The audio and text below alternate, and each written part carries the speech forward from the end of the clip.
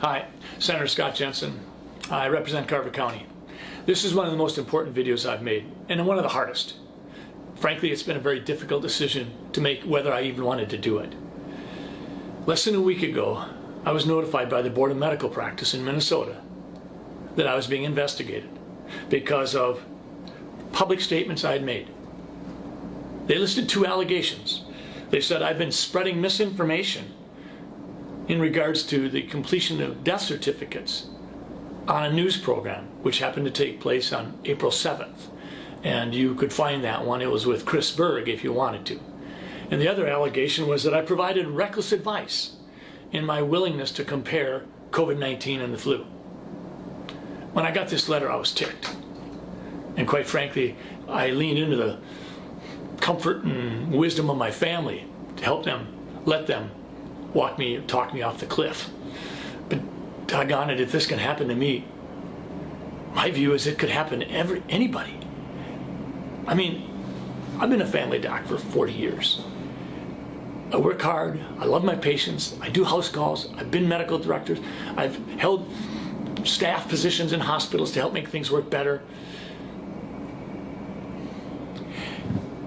I've been in the Senate for 4 years and I've learned a lot. I've never had anything like this happen. Shoot a mile. 5 years ago, I was named the Minnesota Family Doctor of the Year in Minnesota. And I get this because a couple people complained, and I don't get to know who those people are. I don't know if they're routinely in a political camp, if they're activists. I've gone online and looked at what it takes to complete a complaint that the Board of Medical Practice has to follow up on. It's a one-page deal. You can say what you want. You could be a huge donor for the other party, and I wouldn't get to know it. I wouldn't get to know if you live in my district. I don't get to know anything. I checked. So here I am. I've spent the better part of the last 6 days preparing a response. I understand how important the work is that the Board of Medical Practice does. I mean, physicians do screw up. Two of the big areas where physicians mess up is inappropriate sexual behavior, inappropriate self-medicating, certainly with opiates. But this is an odd position for me to be in, and I am just stunned. But I should have seen it coming, because I saw the threats on social media. I've seen them for the last 2 or 3 months. I've seen them come from physicians. I've seen them come from people in all walk of life. They didn't agree with me. They didn't like it, that I was trying to provide some context for the flu, for COVID-19. We've had some 35,000, 40,000 cases of COVID-19 in Minnesota thus far. According to the Department of Health people, that might translate into 10 times that many. And if it does translate into 10 times that many, that's 350,000 cases. But in 2018, we had more than 500,000 Minnesotans with the flu. When I say that, am I recklessly giving you advice regarding COVID-19 and the flu? Dr. Anthony Fauci has come out and compared them all the time. Dr. Mike Osterholm has. In terms of the death certificates, on April 3rd, I got an email from the Department of Health that said very clearly that we should report COVID-19 on death certificates if it is assumed to have caused or contributed. Well, that's not how we do death certificates. The official ICD-10 coding for April 1st, 2020 through September 30th, 2020, during the time frame in question, says this: if the provider documents suspected, possible, probable, or inconclusive COVID-19, do not assign U07.1, which is COVID-19 disease. It says, assign a code explaining the reason for the encounter, such as fever, or a cough, or shortness of breath. That's what the official instructions say. So I get this on April 3rd. I end up inadvertently, sort of accidentally, running it up the flagpole with Chris Berg on April 7th. And what happens? The Department of Health, a few days later, comes out with a clarification. And then a few weeks later, they come out with another clarification. And I appreciate it. Fact of the matter is, I'm proud of the Department of Health in Minnesota for saying we are not going to list non-confirmed cases as deaths in Minnesota. We are going to put an asterisk by them, and we'll follow up on those later. But that's not what Pennsylvania was doing. That's why they had to subtract 200 patients from their COVID-19 death count. Colorado did the same thing. New York went the other direction. New York said, we're having more deaths in a certain period than we normally have, so those deaths must be COVID-19. We just didn't pick them up. So never mind the testing. We're adding 3,700 to our total, and oh, well, that does increase our total by 50%. So I'm in the position where I have to explain that I wasn't spreading misinformation. And I'm not being reckless when I talk about COVID-19 and influenza both being single-stranded RNA viruses that are respiratory in nature with similar symptoms and can be spread through particulate matter and aerosol transmission. I've got an 8-page document that I put together for the Board of Medical Practice, and let me be clear. They do important work, and I'm going to fully cooperate with them. I also have some 70 pages of attachments, and in the attachments, I've got the Pennsylvania Department of Health slashing their numbers by 201.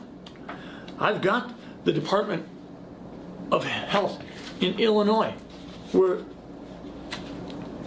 one of the directors says that just because we put COVID-19 down on the death certificate as cause of death, that doesn't mean the patient died of COVID-19. She said that. Dr. Fauci, when he talks about influenza, he was the lead article in this New England Journal article, and he said this: if one assumes that the number of asymptomatic or minimally symptomatic cases for COVID-19 is several times as high as the number of reported cases, the case fatality rate may be considerably less than 1%. This suggests that the overall clinical consequences of COVID-19 may ultimately be more akin to those of a severe seasonal influenza.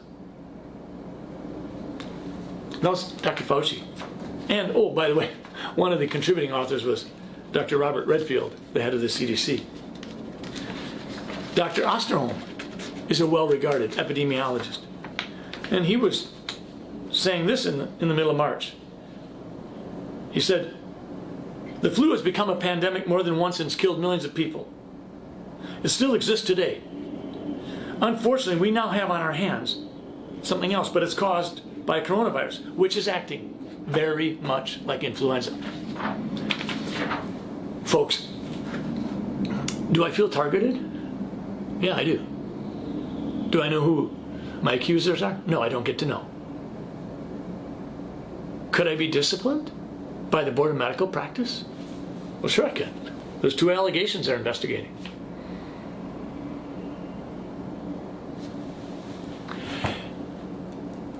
If I have been spreading misinformation, then what about Governor Walz and the Department of Health?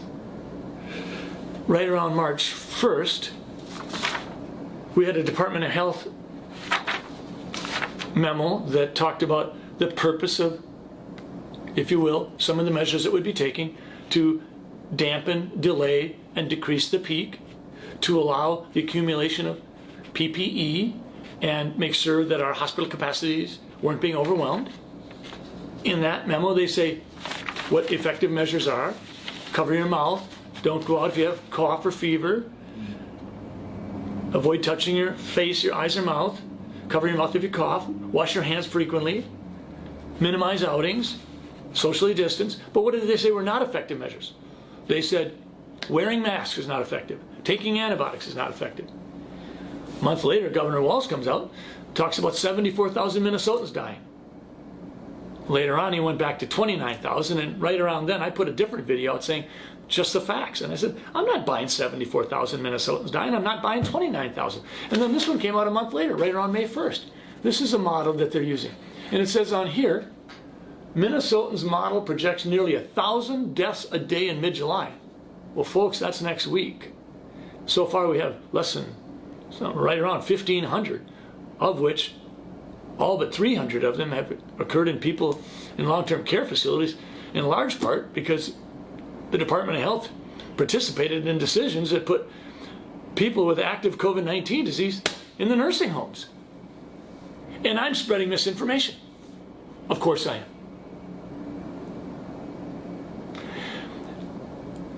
I don't know what to tell you. I just know this is wrong. We're in a bad place. My wife asked me the other day, Scott, why did 911 pull us together as Americans so much? And why is COVID-19 breaking us apart? I think physicians are part to blame. Scientists are. We've become so darn political. Physicians and scientists in the past are supposed to be above the fray. They're not.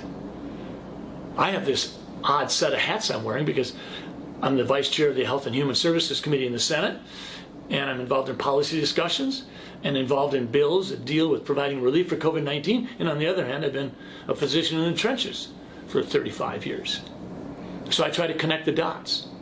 I don't try to present myself to be something I'm not. I'm not an epidemiologist, but yes, I've taken epidemiology classes. I'm not an infectious disease doctor, but I take care of infectious disease every day. I just want to leave you with a couple of questions you could maybe ask yourself. Do we think it's okay for physicians to certify in death certificates that someone died of COVID-19, even if there was never a COVID-19 positive test obtained, even if there was never a COVID-19 test done, even if a COVID-19 test hadn't even been considered? And maybe the worst even if the family had no clue that the death certificate they received for their loved one was going to say COVID-19.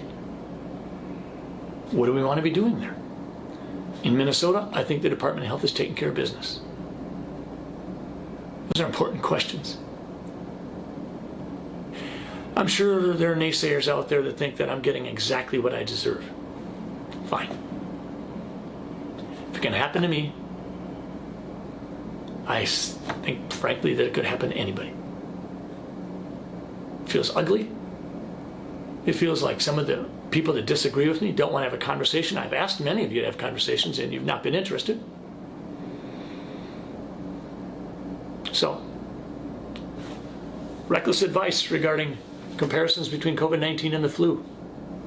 Spreading misinformation because I cried foul when I received a memorandum from the Department of Health on April 3rd, which directed me to a CDC link, which says clearly that you could have a patient suffering from other medical problems, wheelchair bound, severe stroke within the preceding year or two, no COVID-19 test ever done or ordered,